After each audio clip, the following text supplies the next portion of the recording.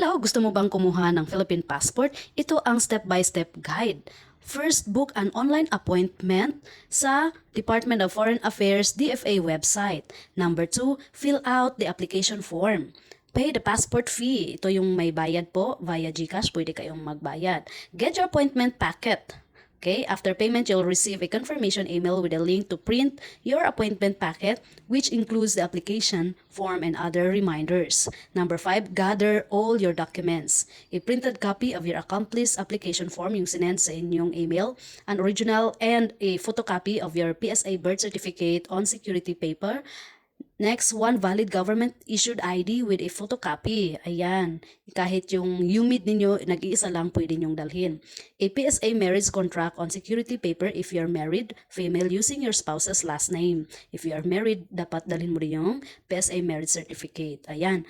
Attend your appointment. Number 6, attend your appointment. Go to your chosen DFA office on your scheduled date.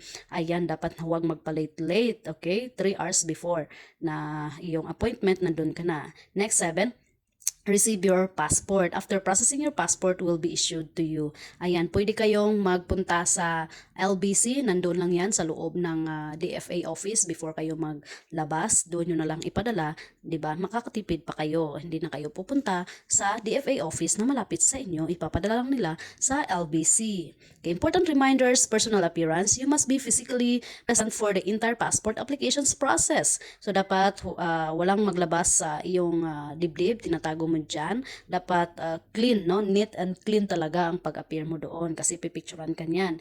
PSA birth certificate, ayan. Payment, the online appointment itself is free, but you pay the passport processing fee. Ito na yung pag-process ng iyong passport. Kailangan mo talaga magbayad via GCash, okay? Kung pwede din na may bank account ka, pwede ka rin magbayad via bank account. Emergency cases, walk-in applicants for emergency cases are typically not allowed. So always secure an appointment online. Kung kailangan mo ng assistance or i-assist ka sa pagkuha ng online appointment, just message Joy PT Vlogs. Thank you mga kaligaya. Mabuhay ang sambayanang Pilipino. God bless us all.